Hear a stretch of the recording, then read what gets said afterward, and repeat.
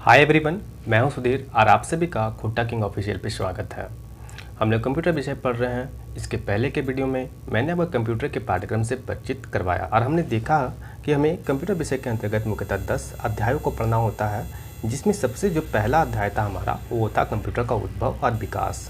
Computer का उद्भव और विकास। तो इसके अंतर्गत हम पाठ्यक्रम की चर्चा करते समय मैंने आपको बताया था कि मैं क्या करूंगा, कंप्यूटर विषय को पढ़ाते समय हम लोग कंप्यूटर विषय क्रमबद्ध तरीके से पढ़ेंगे और प्रत्येक टॉपिक समाप्त होने के पश्चात मैं क्या करूंगा, आपको उन टॉपिकों से किस प्रकार के प्रश्न बनते हैं मैं आपको इससे परिचित करवाऊंगा। तो आज का हमारा टॉपिक क्या है? आज का हमारा टॉपिक है, पहला टॉपिक कंप्यूटर का उद्भव और विकास। उसके अंतर्गत भी हम सबसे पहले क्या पढ़ेंगे? कंप्यूटर का उद्भव। तो आइए हम लोग शुरू करते हैं, ज़्यादा समय ना लेते हुए आइए अपनी इस कक्षा को हम लोग शुरू करते हैं, इस लेक्चर को शुरू करते हैं। तो आइए देखें, तो इस विषय के अंदर, इस टॉपिक के अंतर्गत हम लोग क्या क्या पढ़ेंगे। पहले तो हम लोग ये पढ़ेंगे कि प्राचीन समय में किस प्रकार के गणना यंत्र का निर्माण हुआ, और दूसरा हम लोग ये पढ़ेंगे कि आधुनिक कंप्यूटर के निर्माण में किन किन व्यक्तियों का महत्वपूर्ण योगदान रहा, उनके बारे में हम जानेंगे। उससे पहले हम कंप्यूटर से परिचित हो जाते हैं कि कंप्यूटर है क्या। तो कंप्यूटर है क्या, तो आप में से कई लोगों को पता होगा कंप्यूटर। यदि मैं कंप्यूटर के बारे में पूछूँ तो कंप्यूटर के बारे में आप क्या कहेंगे? कंप्यूटर के बारे में आप कहेंगे कि ये एक इलेक्ट्रॉनिक मशीन है। तो इसी के संदर्भ में क्या कर रहा हूँ, एक प्रश्न आपसे पूछ रहा हूँ कि बताइए कंप्यूटर के बारे में निम्न में से क्या सही है। ये अगर आपका सामने ये क्वेश्चन ये लिखा हुआ है, प्रश्न ये है कि कंप्यूटर के बारे में निम्न में से क्या सही है। यह केवल गणितीय गणना कर सकता है, या केवल तार्किक गणना कर सकता है, या गणितीय और तार्किक दोनों प्रकार की गणना कर सकता है, या इनमें से कोई नहीं। तो आप में से कई को पता होगा कि जो आज का कंप्यूटर है वो गणितीय और तार्किक दोनों प्रकार की गणनाएँ करने में सक्षम है। तो यहाँ पर हम यदि बात करते हैं कंप्यूटर के बारे में, तो हम यहाँ पर ये कह सकते हैं कि कंप्यूटर एक इलेक्ट्रॉनिक मशीन है जो गणितीय और तार्किक दोनों प्रकार की गणना करने में सक्षम था। पर प्राचीन समय में जो गणना यंत्र बनी वह केवल गणितीय गणना करने में सक्षम था, पर जब 1946 में दुनिया का पहला आधुनिक कंप्यूटर का निर्माण हो गया, तब मानवों के द्वारा इस प्रकार की मशीन अब डेवलप कर दी गई थी जो अब गणितीय गणना के साथ साथ तार्किक गणना भी कर सकता था। देखिए, हमें कंप्यूटर की परिभाषा जो है, ये तीसरी टॉपिक हमको पढ़ना है। वैसे कंप्यूटर की परिभाषा यही होती है कि कंप्यूटर के इलेक्ट्रॉनिक उपकरण है जो गणितीय और तार्किक दोनों प्रकार की गणना कर सकता है। जब हम तीसरे टॉपिक को पढ़ेंगे तो मैं आपको वो स्पष्ट करूँगा कि तार्किक गणना क्या होता है। तो आइए सबसे पहले कंप्यूटर के बारे में कुछ और बातें हम लोग जानते हैं कंप्यूटर के बारे में। तो आप जानते हैं कि कंप्यूटर के बारे में यदि बात करूं कि मानवों के द्वारा अब तक जो मशीन बनाया गया है, यदि मैं कंप्यूटर का स्थान पूछूं तो आप में से कई लोग कहेंगे कंप्यूटर का इसमें स्थान पहला होगा। यह मानवों के द्वारा बनाया गया एक मुख्य मशीन है। इसने हमारे जीवन को किस प्रकार बदला, हमारे काम करने के तरीकों को बदला, रहने को, खेलने के सारे तरीकों को तो उसने बदल दिया। पिछले 4 दशकों में कितना ज़्यादा डेवलप हो चुका है। ये कितना ज़्यादा डेवलप, कहाँ ये हाथों से चलने वाले यंत्र से शुरू हुआ और आज के उच्च गति से चलने वाला माइक्रो कंप्यूटर छोटे से कंप्यूटर में परिवर्तित हो चुका है। चलिए आगे बढ़ते हैं और हम बात करते हैं। सबसे पहले हम कंप्यूटर को उद्भव पढ़ रहे हैं, तो हम लोग कंप्यूटर को उद्भव में सबसे पहले क्या जानेंगे? प्राचीन यंत्रों के बारे में, अर्थात प्राचीन समय में किस प्रकार के गणना यंत्र का निर्माण हुआ। तो यहाँ पर मैं आपसे प्रश्न एक पूछूँ कि बताइए कि दुनिया का पहला गणना यंत्र किसे माना गया है। तो आप में से कई लोग कहेंगे कि यह है अबेकस, इसे माना गया है दुनिया का पहला गणना यंत्र। आइए हम इसके बारे में थोड़ा सा जानते हैं कि यह एक यांत्रिक उपकरण है जिसका उपयोग प्राचीन समय में अंकीय गणना करने में किया जाता था। अब इसे देखिए, मैंने जो बताया कि इसे दुनिया का पहला संगणक यंत्र कहा गया है। अब यहाँ पे इसको थोड़ा देखते हैं। ये जो एप्लीकेशन है कुछ इस प्रकार से दिखता था। यहाँ पे लकड़ी के फ्रेम पे क्या किया गया था, तारों में मनके पिरोई गई थी और ये मनके जो थे, मोतियाँ जो थी, ये मिट्टी के पहले बना हुआ करती थी। पर वर्तमान समय इसकी संरचना किस प्रकार की है, तो आप देखेंगे यहाँ पर प्लास्टिक का फ्रेम में तारों में क्या किया गया है कि मोतियाँ, रंग बिरंगे मोतियाँ पिरो रखी गई है। और इसका प्रयोग वर्तमान समय में हो रहा है, पर बहुत सीमित प्रयोग है। यहाँ पर छोटे बच्चों को गिनती सिखाने में इसका प्रयोग किया जाता है। पर प्राचीन समय में इसका प्रयोग कहाँ पर हो रहा था, तो आप कहेंगे अंकीय गणना में किया जा रहा था। अंकों की गणना करने में इसका प्रयोग किया जा रहा था। अब देखिए इसकी उत्पत्ति हुई कब, तो इसकी उत्पत्ति कब हुई और इसका आविष्कार किसने किया। तो इसकी उत्पत्ति जो है वह आज से लगभग 3000 वर्ष पूर्व, मतलब 1000 BC में ही क्या इसका निर्माण हो चुका था।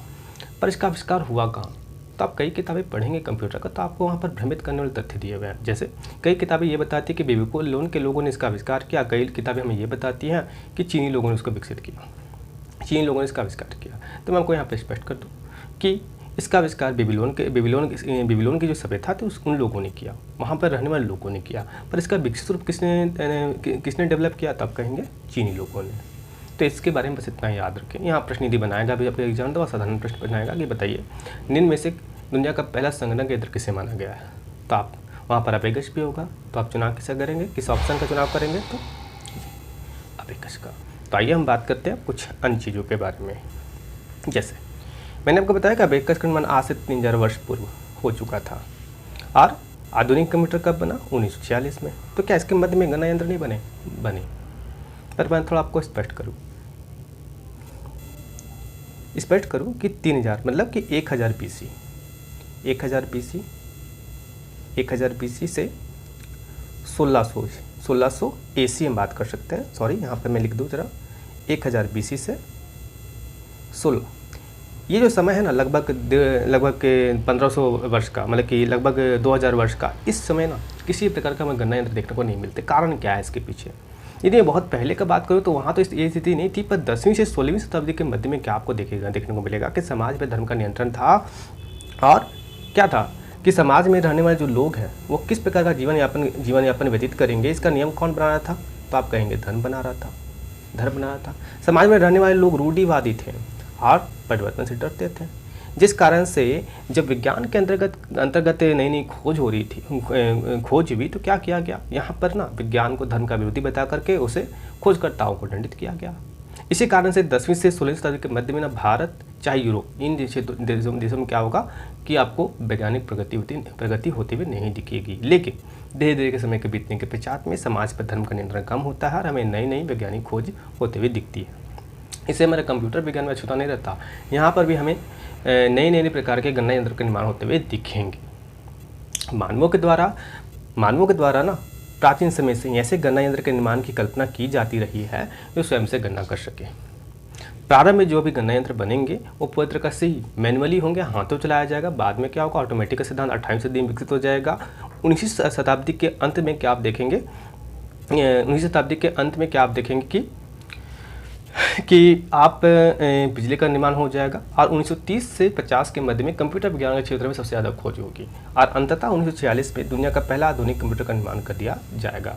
उसके बाद अब क्या होगा, स्थितियाँ ये होगी कि नए हार्डवेयर के डिवाइस आते जाएंगे और कंप्यूटर में उसका प्रयोग किया जाता रहेगा, सॉफ्टवेयर विकसित होते चले जाएगा और 1970 में जब माइक्रो प्रोसेसर का निर्माण हो जाएगा तो छोटे प्रकार के कंप्यूटर विकसित होना प्रारंभ हो जाएंगे। छोटे आकार के कंप्यूटर अब क्या होंगे, उनको बनाना संभव हो जाएगा।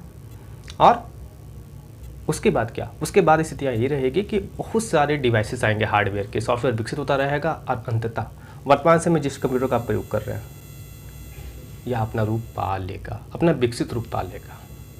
तो अब हम यहाँ पर ये बात जानने का प्रयास करेंगे कि कंप्यूटर के विज्ञान के क्षेत्र में सबसे अधिक समय किस समय काम हुआ, या हम यहाँ पे ये जानने का प्रयास करेंगे कि 17वीं शताब्दी की शुरुआत से 17वीं शताब्दी से 21वीं सदी अभी जो चल रहा है, इनके मध्य में किस प्रकार के गणना, या हम यहाँ पर बात कर सकते हैं कुछ इस प्रकार कि 17वीं शताब्दी के प्रारंभ से आधुनिक कंप्यूटर के निर्माण तक किन प्रकार किस प्रकार के गणना यंत्र का निर्माण हुआ, उसको हम यहाँ पर देखेंगे। तो आइए हम देखते हैं कि यहाँ पर किस प्रकार के गणना यंत्र हमें देखने को मिलते हैं। तो आप यहाँ पर देख सकते हैं, ये है आपका नेपियर बॉस। आइए इसके बारे में हम लोग थोड़ा जानते हैं, नेपियर बॉस है क्या। तो पहले तो यहाँ पर जान लीजिए एक गणना यंत्र है ये, है ना। और यहाँ पढ़ते हैं, मैं यहाँ पर कुछ बातें लिखी हुई, मैं को इसे आपके लिए पढ़ता हूँ। जैसे यह क्या है कि यह एक मैनुअल रूप से संचालित गणना यंत्र था जिसे स्कॉटलैंड के गणितज्ञ जॉन नेपियर द्वारा वर्ष 1617 में संख्याओं की गणना करने के लिए बनाया गया था। यह गणना यंत्र संख्याओं के गुना पदार्थ था जिससे गुना करने की क्रिया आसान हो गई और नेपियर बॉस कुछ जो है ये इस प्रकार से दिखता था। आइए हम कुछ अन्य गणना यंत्रों के बारे में बात करें। इसके बाद आप क्या देखेंगे, इसके बाद आप देखेंगे स्लाइड रूल। इसका निर्माण अंग्रेजी गणितज्ञ एडमंड गुंटर के द्वारा किया गया था। यह यंत्र जोड़, घटाव, गुना और भाग जैसी क्रियाएं कर सकती थी। 16वीं शताब्दी में अर्थात 17वीं शताब्दी के प्रारंभ में ना, ये 16वीं नहीं होगा, ये होगा 17वीं शताब्दी। 17वीं शताब्दी में यूरोप में इस यंत्र का व्यापक प्रयोग किया गया था। इस स्लाइड रूल कुछ इस प्रकार से दिखता था। आइए हम देखते हैं कुछ अन्य गणना यंत्रों के बारे में। इसके बाद किस प्रकार गणना यंत्र का निर्माण हुआ, तो ये है पास्कल लाइन। आप जानते हैं कि पास्कल लाइन बनाया गया किसके द्वारा? तो आप कहेंगे फ्रांस के गणितज्ञ ब्लेज पास्कल के द्वारा 1642 से 1644 के मध्य में से बना दिया गया था। अब इस अंकीय गणना यंत्र को इन्होंने विकसित किया। अब इसका नाम क्या रखा गया? तो आप देखेंगे इसका नाम रखा गया था पास्कलाइन, या इसे पास्कल कैलकुलेटर कहा गया उस समय। अब इस यंत्र के बारे में कुछ और बातें करूं तो आप याद क्या रखें इसके बारे में कि इस यंत्र में ना इंटरलॉकिंग गियर का उपयोग किया गया था, जो 0 से लेकर 9 संख्याओं को दर्शाता था। यह मशीन जो है ना, केवल यह जो गणना यंत्र था केवल जोड़ करने में सक्षम था, इसी कारण से इसे एडिंग मशीन कहा जाता है। अब ये जो मशीन है वर्तमान समय में जो आप घड़ी देखते हैं और जो ऑडोमीटर दिखते हैं ना, ये इसी सिद्धांत पर कार्य करता था। यह मशीन पास्कलाइन, मैं आपको इसका जो चित्र है मैं आपको उसको दिखा देता हूँ। ये पास्कलाइन कुछ इस प्रकार से दिखता था, कुछ इस प्रकार से दिखता था। अब यहाँ पर आपका एग्जामिनर क्या प्रश्न बना सकता है? पहले मैं आपको बता दूं कि इसे ना प्रथम यांत्रिकीय गणना यंत्र कहा गया है। पहला यांत्रिकीय गणना यंत्र इसे माना गया है। तो यहाँ पर आपको एग्जामिनर क्या प्रश्न बना सकता है? देखिए यहाँ पर बहुत साधारण प्रश्न बनाएगा कि बताइए कि निम्न में से किसने एडिंग मशीन का निर्माण किया था। आपसे वो नहीं पूछेगा पास्कलाइन किसने बनाया था, आप तो आसान से उत्तर दे देंगे। यहाँ पूछेगा एडिंग मशीन, तो आप क्या कहेंगे? Blaise Pascal. आइए हम बात करते हैं कुछ और चीज़ों के बारे में, कुछ और यंत्रों के बारे में। और ये है आपका लिबनिज मशीन। अब इसके बारे में कुछ जानते हैं। जैसे 1694 में जर्मन गणितज्ञ ग्रांट फ्रेड वान लिबनिज ने पास्कलाइन का विकसित रूप तैयार किया, जो जोड़ के अलावा गुणा भाग क्रिया भी कर सकती थी। इसे रखा गया इस नाम का क्या? Leibniz machine. ये भी एक यांत्रिक गणना मशीन था, पर जो ब्लेज पास्कल ने जो मशीन बनाया था उससे ज़्यादा बेहतर, ये ज़्यादा कार्यकुशल था। अभी तक जो भी गणना यंत्र बन रहे हैं वो पत्रिका से यांत्रिक है, अर्थात यहाँ पर ना इन मशीनों को चलाने के लिए हाथों का प्रयोग करना पड़ता था, इसे अर्थात मैनुअली चलाना पड़ता था। लेकिन अब क्या होगा कि 18वीं सदी में क्या होगा कि यहाँ पर एक नई अवधारणा का प्रतिपादन किया जाएगा जोसेफ जैकवर्ड के द्वारा, और वो क्या होगा? वो होगा ऑटोमेटिक का सिद्धांत। अब यहाँ पर क्या होगा कि जो मशीनें बनेंगी स्वयं से चलेगी, ये भी यांत्रिक मशीन ही होगी, लेकिन यहाँ पर हाथों से चलाने की आवश्यकता नहीं पड़ेगी। इन्हें क्या होगा? ऊर्जा किसी अन्य रूप में दी जाएगी और यह क्या होगा? स्वयं से कार्य कर सकेगा। तो हम देखेंगे ये क्या, इसके बारे में हम देखें जैकवर्ड लूम के बारे में। तो पहला तो मैं बताऊँ जैकवर्ड लूम के बारे में, तो इसे दुनिया का पहला स्वचालित मशीन माना गया है। स्वचालित मशीन, वैसे ही कोई गणना यंत्र नहीं था, ये एक सिलाई करने वाला एक मशीन था। वो कुछ इस प्रकार से दिखता था। आइए कुछ इसके बारे में हम लोग जानते हैं। जैसे 1801 में फ्रांसीसी बुनकर जोसेफ जैकवर्ड ने अपने कपड़े बुनने के ऐसे लूम का आविष्कार किया जो कपड़ों में स्वतः डिजाइन या पैटर्न देता था। साथ में इस यंत्र को कैसे बनाया गया था? तो इस यंत्र में क्या किया गया था? धातु के जो प्लेट होते हैं ना, उनको छेद कर पंच किया गया था, जो स्वयं से ही ना कपड़े की बुनाई को नियंत्रित करता था। तो हमने देखा कि 18वीं सदी आते आते तक क्या था कि जो यांत्रिक गणना यंत्र थे, अब वो क्या थे कि ऑटोमेटिक के सिद्धांत का प्रतिपादन करने लगे थे, और अब इस प्रकार के मशीन बनने लगे थे जो स्वयं से कार्य कर रहे थे। यदि मैं जैकवर्ड लूम के बारे में बात करूं तो ये कोई गणना मशीन तो नहीं थी, लेकिन इसे कंप्यूटर विज्ञान के अंतर्गत शामिल इसलिए किया गया क्योंकि ये पहला मशीन था जो स्वयं से कार्य कर सकता था, ऑटोमेटिक था। अब आपसे मैं एक साधारण सा प्रश्न पूछता हूँ कि बताइए कंप्यूटर विज्ञान के क्षेत्र में सबसे ज़्यादा योगदान किसका रहा है? तो आप में से कई लोग कहेंगे ये रहा चार्ल्स बेबेज का। तो आइए देखते हैं कि चार्ल्स बेबेज का कंप्यूटर के विज्ञान के क्षेत्र में क्या योगदान रहा है, हम उसको देखते हैं। तो चार्ल्स बेबेज के द्वारा किस प्रकार का मशीन का निर्माण किया गया? तो यहाँ पर आप देख सकते हैं इन्होंने 1822 में एक मशीन का निर्माण किया जिसका नाम था डिफरेंस इंजन। अब इस इंजन के बारे में हम लोग कुछ जानते हैं पहले।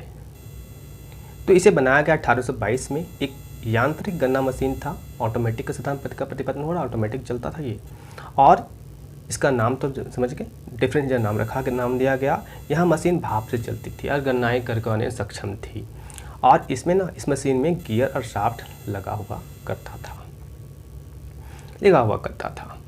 तो चार्ल्स बेबेज ने सबसे प्रारंभ में किस इंजन का निर्माण किया? डिफरेंस इंजन का। कब निर्माण किया? 1822 में किया। ऑटोमेटिक था, पर इसको ऊर्जा कहाँ से मिल रही थी, अर्थात इसे भाप के माध्यम से इसे चलाया जा रहा था। आगे हम बढ़ते हैं और यहाँ पर आप देख सकते हैं ये है आपका एनालिटिकल इंजन। तो इसका निर्माण कब हुआ, तो यहाँ पर आप देखिए 1833 में इसका निर्माण हुआ था। इसका निर्माण कब हुआ था, 1833 में। चार्ल्स बेबेज ने ही किया था। पर जब ये मशीन बनी ना, ये डिफरेंस इंजन ही था, पर इसका थोड़ा विकसित रूप था। डिफरेंस इंजन का ये एक विकसित रूप था। अब यहाँ ध्यान क्या रखें कि चार्ल्स बेबेज के बारे में, कि चार्ल्स बेबेज का जो एनालिटिकल इंजन जो है आधुनिक कंप्यूटर का था। जो चार्ल्स बेबेज ने जो एनालिटिकल इंजन बनाया ना, वो आधुनिक कंप्यूटर का आधार बना। इसी कारण से इन्हें कंप्यूटर विज्ञान का जनक कहा जाता है, फादर ऑफ कंप्यूटर कहा जाता है। अब देखिए इसके बारे में थोड़ा चार्ल्स बेबेज के बारे में बात करूँ तो चार्ल्स बेबेज रहने वाले ब्रिटेन के थे और पेशे से एक गणितज्ञ थे। इन्होंने जीवन के अपने कई वर्ष जो थे वैसे यंत्र के निर्माण की कल्पना में गुजारे जो स्वयं से गणना कर सके। उन्होंने काफ़ी प्रयास किया। प्रारंभ में डिफरेंस इंजन बनाया, बाद में उसको संशोधित किया, उसमें बहुत सारे फेरबदल किए और उसका एक विकसित रूप तैयार किया एनालिटिकल इंजन। पर वो इस काम में पूर्णतः सफल नहीं हो पाए। लेकिन इसने कंप्यूटर को बनाने की जो अवधारणाएँ विकसित की, इन्हीं के प्रयासों से क्या हुआ कि दुनिया के पहले आधुनिक कंप्यूटर का अर्थात आधुनिक कंप्यूटर का निर्माण संभव हो पाया। यही कारण है कि इन्हें फादर ऑफ कंप्यूटर कहा जाता है। आइए हम कुछ और चीज़ों को भी हम जानते हैं, जैसे कि हमें और 3 चीज़ों को जानना होगा। तो कुछ चार्ल्स बेबेज द्वारा जो एनालिटिकल इंजन बनाया गया था वो कुछ इस प्रकार से दिखता था। ये देख सकते हैं, ये चार्ल्स बेबेज का एनालिटिकल इंजन है। उस समय कुछ इस प्रकार से दिखता था। क्या आप अभी इसे देख करके ये बात कह सकते हैं कि ये कंप्यूटर है? लेकिन इन्होंने जो अवधारणा विकसित की ना, यही आधार बनता है आधुनिक कंप्यूटर का निर्माण में। साथ में हम अब कुछ और चीज़ें भी देखें, जैसे यहाँ पर लिखा हुआ है लेडी अडागस्टा का नाम। लेडी अडागस्टा का कंप्यूटर विज्ञान क्षेत्र में क्या योगदान रहा, तो आप देखें यहाँ पर आप पाएंगे क्या कि पहले तो लेडी अडागस्टा का जानते हैं कि यह एक अंग्रेजी गणितज्ञ लेखिका थी। इन्होंने 1843 के दौरान में क्या किया था, कंप्यूटर निर्देशों की एक पूरी सीरीज लिखी तथा इन्होंने क्या किया ना, इस सीरीज को ना एनालिटिकल इंजन में डाला, पहला प्रोग्राम डाला। इसी कारण से इन्हें दुनिया का पहला प्रोग्रामर भी कहा जाता है। साथ में आप जानते हैं कि आज के समय में कंप्यूटर जो है हमारा, वह केवल एक भाषा को समझता है, और वह है क्या, मशीन भाषा। ये मशीन भाषा किसके बने हुए होंगे, तो आप कहेंगे 1, 0 और 1, ये बाइनरी नंबर से बने भाषा को समझता है। तो इस बाइनरी नंबर को विकसित किसने किया, तो आप पाएंगे क्या, किसका आविष्कार भी लेडी अडागस्टा ने किया। मैं वो कुछ बातें स्पष्ट कर दूं। हमने देखा कि चार्ल्स बेबेज के प्रयासों ने आधुनिक कंप्यूटर के निर्माण में कितना सहायता किया, पर साथ में लेडी अडागस्टा का भी कंप्यूटर विज्ञान के क्षेत्र में बहुत महत्वपूर्ण योगदान है। कैसे, इसको थोड़ा देखते हैं। चार्ल्स बेबेज ने कंप्यूटर की हार्डवेयर की संरचना किस प्रकार की हो, इसका कंसेप्ट दिया। और लेडी अडागस्टा ने सॉफ्टवेयर को कैसे विकसित किया जाए, इसका कंसेप्ट दिया। और इन्हीं दोनों के कंसेप्टों का प्रयोग करके ना आधुनिक कंप्यूटर का निर्माण संभव हो सका।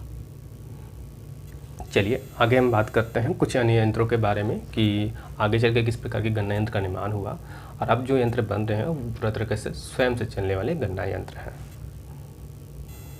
आइए हम देखें कुछ अन्य गणना यंत्रों के बारे में।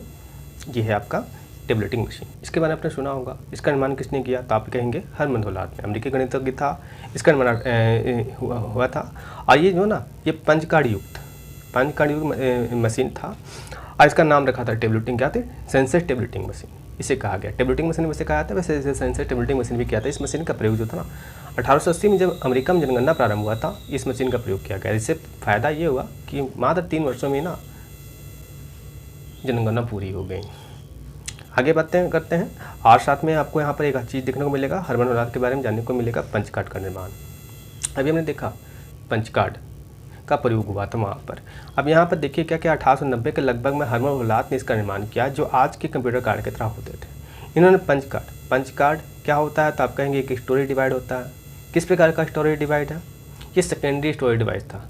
अब यहाँ पर आप देखेंगे क्या कि इसी का प्रयोग जानते हैं, जब पहली पीढ़ी कंप्यूटर बने वहाँ पर जो डाटा होते हैं, सॉफ्टवेयर होते हैं, कि भंडारण में किया गया था। सेकेंडरी मेमोरी के रूप में पंचकार्ड का प्रयोग पहली पीढ़ी के कंप्यूटर में किया जाता है। आगे हम बात करते हैं, ये समय अब 20वीं सदी का प्रारंभ का समय है। इसमें तक बिजली बन चुकी थी और आप देखेंगे 1930 से 50 के मध्य में सबसे ज़्यादा कंप्यूटर विज्ञान के क्षेत्र में कार्य होंगे। नए नए तरह के हार्डवेयर डिवाइसेस के निर्माण होते चले जाएंगे, नई नई अवधारणाएँ विकसित होती चली जाएगी और यहीं पर अंततः 1946 में दुनिया का पहला आधुनिक कंप्यूटर बनेगा। तो आइए हम देखते हैं कि 1930 से 50 के मध्य में स्थिति क्या रही है, किस प्रकार के गणना यंत्र बने जो आधुनिक कंप्यूटर के निर्माण में सहायक हुए।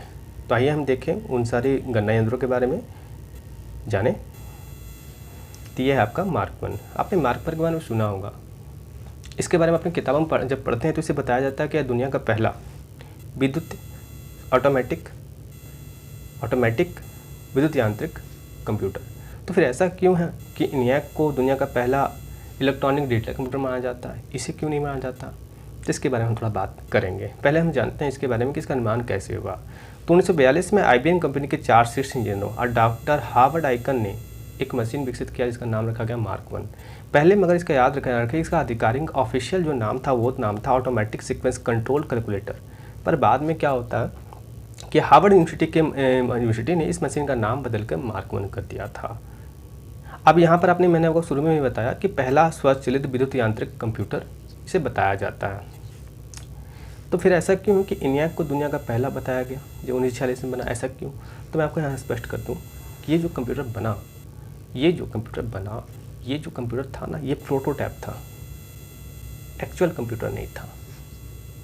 इसका मैं चित्र आपको दिखाता हूँ। कुछ इस प्रकार से दिखता था मार्क 1, कुछ इस प्रकार से दिखता था।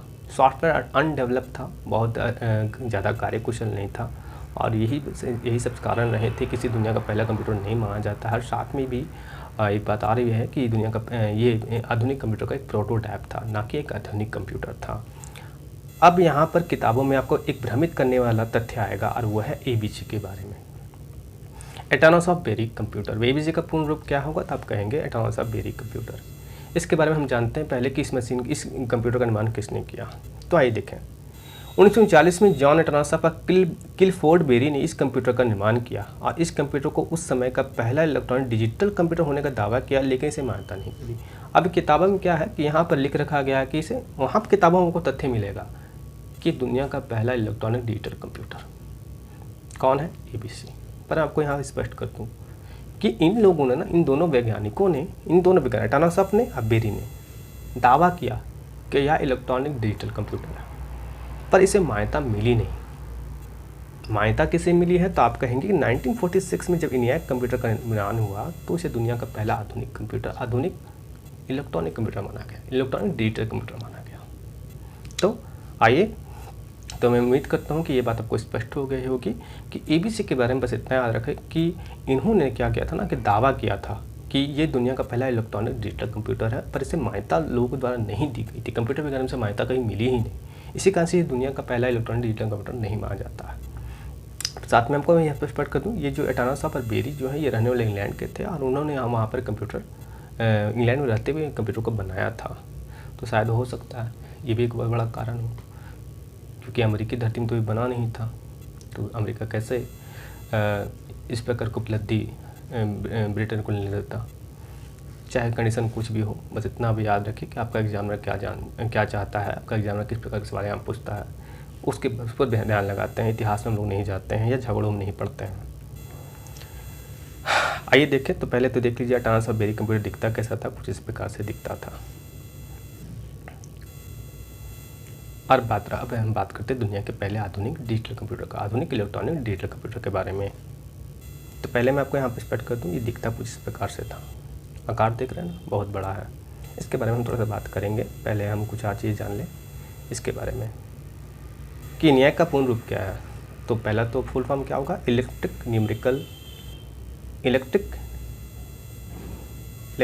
न्यूमेरिकल इंटीग्रेटर एंड कैलकुलेटर, इसका पूर्ण रूप हो गया। अब इसका निर्माण कब हुआ? तो आप कहेंगे 1946 में।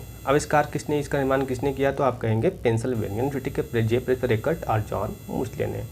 अब इसे एक ख्याति प्राप्त है, वो टाइटल मिला हुआ, इसे दुनिया का पहला पूर्ण रूप से बिजली पे चलने वाला कंप्यूटर कहा जाता है।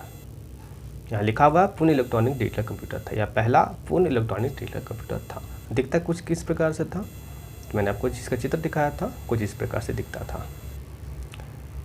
कुछ बातें स्पष्ट कर दूं मैं, इस समय जो कंप्यूटर बन रहे हैं ना, इस समय जो कंप्यूटर बन रहे हैं, यहाँ प्रोसेसिंग डिवाइस के रूप में वैक्यूम ट्यूब का प्रयोग किया जा रहा है और स्टोरेज के लिए magnetic drum, punch card, paper tape, इन सब का प्रयोग हो रहा है। जो सॉफ्टवेयर है वो अभी जो बन रहा, किस में बन रहा है, डेसिमल दशमलव प्रणाली में जो सॉफ्टवेयर बनाया गया। इस कंप्यूटर में जो सॉफ्टवेयर बनाया गया उसमें ना दशमलव सिस्टम का प्रयोग किया गया।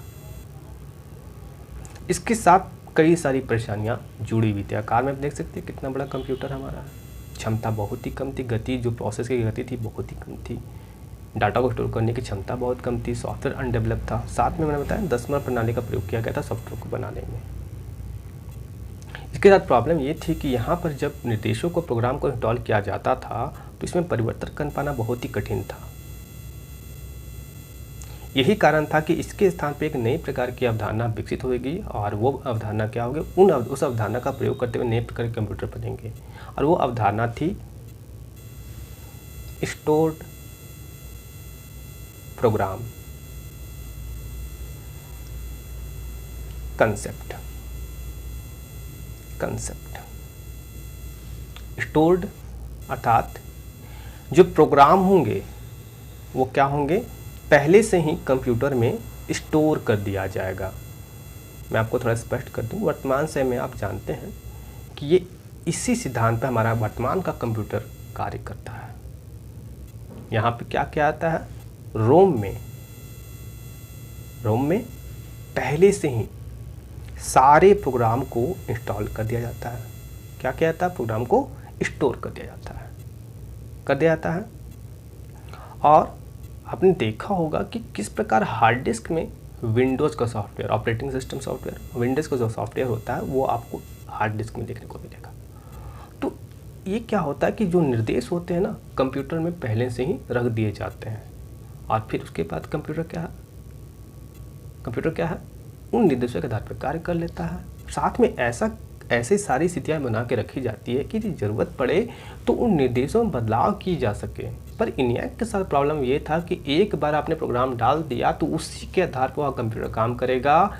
इसका मतलब है कि नए निर्देशों से उसमें उन निर्देशों में किसी प्रकार का परिवर्तन नहीं किया जा सकता था और ये बहुत बड़ा परेशानी था कंप्यूटर के साथ में, और इसकी परेशानी को दूर करना आवश्यक था। और यहाँ पर ये जो था स्टोर प्रोग्राम अवधारणा विकसित कर दी गई और इसमें एक साथ में यह भी नियम लागू कर दिया गया कि यहाँ पर जो सॉफ्टवेयर बनेंगे, सॉफ्टवेयर या प्रोग्राम बनाए जाएंगे, वहाँ पर परिवर्तन के लिए कई सारी स्थितियाँ बना रखी गई थी, कई सारी परिस्थितियाँ बना रखी गई थी, जिससे क्या हो कि ज़रूरत के हिसाब से वहाँ पर क्या किया जा सकता, बदलाव किया जा सके।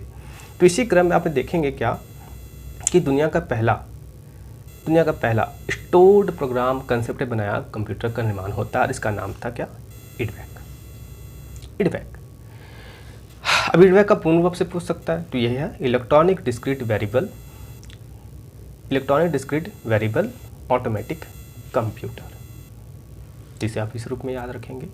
अब इस कंप्यूटर के बारे में हम जानते हैं कि क्या बातें हमें जाननी होगी। तो यह पहला कंप्यूटर था जो पूरी तरह से प्रोग्राम को स्टोर करता था। मैंने आपको बताया स्टोर प्रोग्राम कंसेप्ट आधारित था, पर प्रोग्राम में क्या था, परिवर्तन संभव था। हाँ, ये ध्यान रखें। अर्थात यह स्टोर प्रोग्राम कंसेप्ट पर आधारित पहला कंप्यूटर था। साथ में याद क्या रखें कि ENIAC में क्या था कि दशमलव प्रणाली का प्रयोग करके सॉफ्टवेयर बनाया गया था, पर यहाँ पर दशमलव के बजाय बाइनरी प्रणाली का प्रयोग किया जाएगा। आइए हम देखते हैं कुछ अन्य प्रकार के कंप्यूटर के बारे में कि उसके बाद किस प्रकार के कंप्यूटर हमें बनने को देखने को मिलते हैं। जैसे ये जो है ना, ये ENIAC हमारा इडवैक जो है कुछ इस प्रकार का दिखता था। जब बना था प्रारंभ में तो इस प्रकार का दिखता था। ये हम देखते हैं कुछ अन्य प्रकार के कंप्यूटर को, और ये है आपका एक नया कंप्यूटर, वही 1950-52 के मध्य में इस कंप्यूटर का निर्माण किया गया था। इसका नाम था मैनियाक। पूर्ण रूप क्या है तो mathematical analyser, numerical integrator and automatic computer. पूर्ण रूप पूछे तब आसानी से बता देंगे, है ना। चलिए ध्यान रखेंगे इसे। थोड़ा सा मैं आपको स्पष्ट कर दूं कि जैसे थोड़ा सा मैं आपको यहाँ पे स्पष्ट कर दूं यहाँ पर मैं इसको स्पष्ट कर दूँ, ये कैलकुलेटर था ना कि कंप्यूटर था, इसे ध्यान में रखिए। हो सकता है न्याय का पूर्ण रूप आपसे पूछें और यहाँ पर क्या करें, कैलकुलेटर की जगह कंप्यूटर देते, तो याद क्या रखें कि न्यूयॉर्क का पूर्ण रूप में अंतिम में जो सी है वो कैलकुलेटर को संदर्भित करता है, ना कि कंप्यूटर को। तो इसको इसे याद आप रखेंगे जरूर से ही।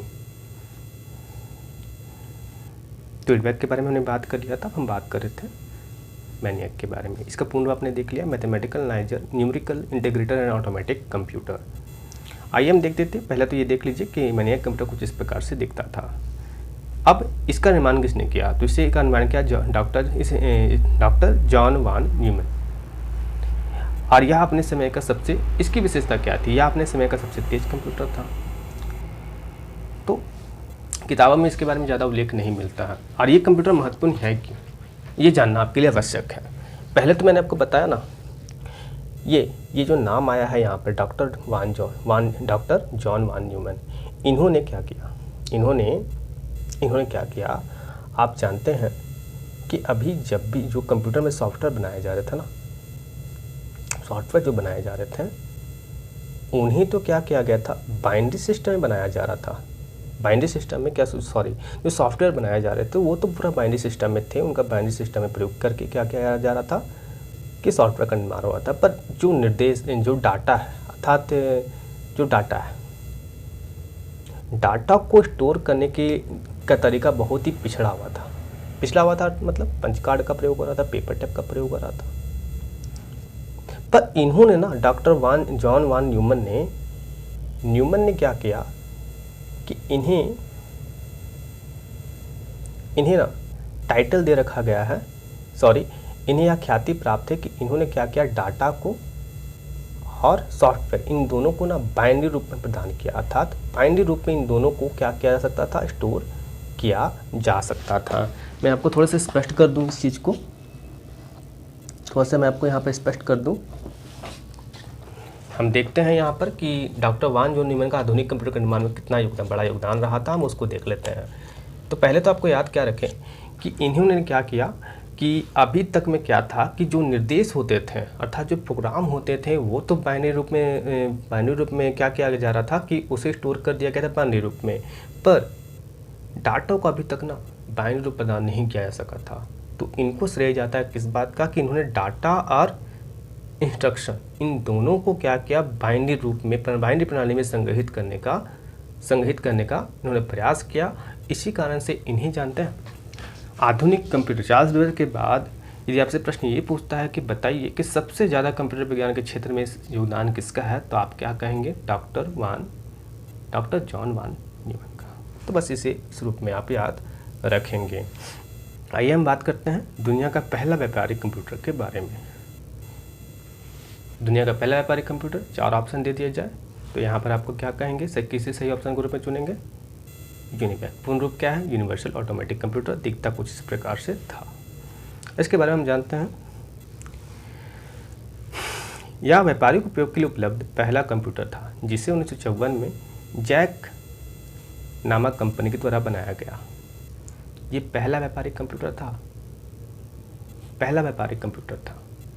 जिसे 1954 में जैक कंपनी, जनरल इलेक्ट्रिक कॉरपोरेशन नामक कंपनी द्वारा बनाया गया था। ये अमेरिकी बेस्ड कंपनी है। वर्तमान समय ये क्या करते, कंप्यूटर जुड़े हुए उपकरण बनाती है।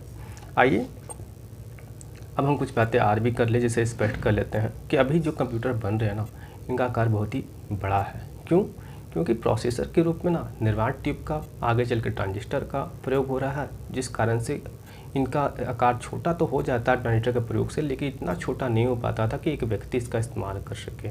अर्थात आम व्यक्तियों के लिए अभी तक व्यक्तिगत तौर पे कंप्यूटर का निर्माण संभव नहीं हो सका था। लेकिन 1970 में आप देखेंगे क्या कि जब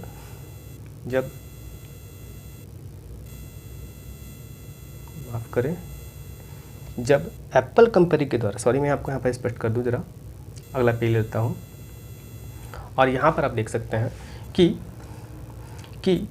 जब इंटेल कंपनी के द्वारा दुनिया का पहला माइक्रो प्रोसेसर जिसका नाम था इंटेल 4004 का निर्माण हो जाता है, इसके बाद कंप्यूटर विज्ञान में क्रांति सी आ जाती है।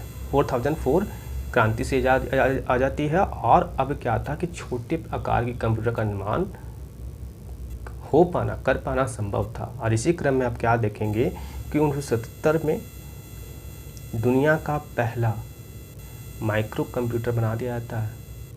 वर्तमान से में जिस कंप्यूटर का प्रयोग करते हैं ना, चाहे वो डेस्कटॉप हो, लैपटॉप हो, उन्हें माइक्रो कंप्यूटर कहा जाता है। क्यों? क्योंकि वहाँ पर माइक्रो प्रोसेसिंग डिवाइस के रूप में माइक्रो प्रोसेसर का प्रयोग किया जाता है। तो दुनिया का पहला माइक्रो कंप्यूटर किसने बनाया? तो आप कहेंगे एप्पल कंपनी के द्वारा। इसका नाम क्या था? तो आप कहेंगे एप्पल 2। तो अब यहाँ पर आप देख सकते हैं कि प्रारंभ में जो कंप्यूटर बने उसका जो उपयोग था बहुत सीमित थे। वो कंप्यूटर आकार में बहुत ही बड़े थे, गणना की क्षमता बहुत ही धीमी थी, भंडारण की भी क्षमता बहुत ही कम थी, सॉफ्टवेयर अनडेवलप था। पर धीरे धीरे करके क्या होगा, नए हार्डवेयर डिवाइसेस आते रहेंगे, सॉफ्टवेयर विकसित होता रहेगा, माइक्रो प्रोसेसर अब आ चुका रहेगा। अब छोटे प्रकार के कंप्यूटर का निर्माण संभव हो जाएगा। और इन्हीं कंप्यूटर के माध्यम से आप देखेंगे क्या कि 1980 से 90 के मध्य में कई प्रकार के नेटवर्क क्या होगा, विकसित होता जाएगा। प्रारंभ में इन कंप्यूटर का प्रयोग बहुत सीमित क्षेत्र में आपको देखने को मिलेगा। उसके बाद व्यापारिक स्तर पे, फिर व्यक्तिगत तौर पे माइक्रो कंप्यूटर का उपयोग होता हुआ दिखेगा। और इन्हीं कंप्यूटर के सहयोग से 1980 या 90 के मध्य में कई प्रकार के नेटवर्कों का, लैन और वैन, इस प्रकार के नेटवर्क का निर्माण होता आपको दिखेगा। अंततः 1990 के पास में इंटरनेट का निर्माण, और इंटरनेट को दुनिया के लिए खोल दिया जाता है। प्रारंभ में जो इंटरनेट था वह सीमित क्षेत्रों के लिए प्रयोग किया जाता था, या तो डिफेंस के एरिया के लिए, रक्षा क्षेत्र के लिए इसका प्रयोग किया जा रहा था, या तो सरकार इसका सिर्फ प्रयोग कर रही थी। पर बाद में 1990 के आसपास में क्या होगा, इंटरनेट को आम लोगों के लिए भी खोल दिया जाएगा। अब इंटरनेट का फ़ायदा लोग भी उठा पाएंगे, उसका उपयोग कर पाएंगे। और वर्तमान समय में आप क्या देखते हैं? आप वर्तमान समय में जिस कंप्यूटर को आप देखते हैं, यदि मैं आपसे पूछूं बताइए कि वर्तमान समय कंप्यूटर की क्या क्या विशेषताएं हैं, तो आप में से बोलेंगे सर ये तो कई विशेषताएं हैं। पहला, इसकी कार्य करने की गति बहुत अधिक है। दूसरा, स्टोरेज की क्षमता बहुत ज़्यादा इसकी है। तीसरा, वर्साटाइल है, अर्थात कई प्रकार के कार्य कर सकता है। बहुरूपी है, वर्साटाइल है, कई प्रकार के कार्य कर सकता है, चाहे वर्ड हो, चाहे पावर पॉइंट हो, चाहे आपको दस्तावेज तैयार करना हो, चाहे आपको स्प्रेडशीट तैयार करना हो, चाहे आपको प्रेजेंटेशन तैयार करना हो, आपका ये कंप्यूटर करके देगा आपको।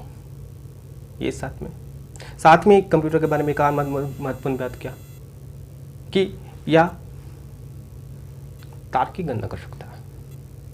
अर्थात कंप्यूटर स्वयं से निर्णय नहीं ले सकता, लेकिन निर्देशित किए जाने पर क्या कर सकता है, निर्देशित किए जाने पर क्या है, स्वयं से क्या कर सकता है, निर्देशित किए जाने पर फैसले ले सकता है। तो वर्तमान कंप्यूटर को तो कई सारी विशेषताएं हैं, आप जानते हैं। तो वर्तमान कंप्यूटर हमारा किस प्रकार पहुंचा, अपना रूप किस प्रकार पाया, या प्राचीन समय में किस प्रकार गणना यंत्र का निर्माण हुआ, या किन किन गणना यंत्रों के कारण ही आधुनिक कंप्यूटर का निर्माण संभव हुआ, हमने कंप्यूटर के उद्भव के अंतर्गत ये सारी बातें पढ़ी। अब ये पहला टॉपिक था। पहला टॉपिक में हमें कंप्यूटर का उद्भव और विकास पढ़ना था। कंप्यूटर का उद्भव पढ़ना था हमें और विकास, तो हमने उद्भव को देख लिया है। और अब हम अगला जो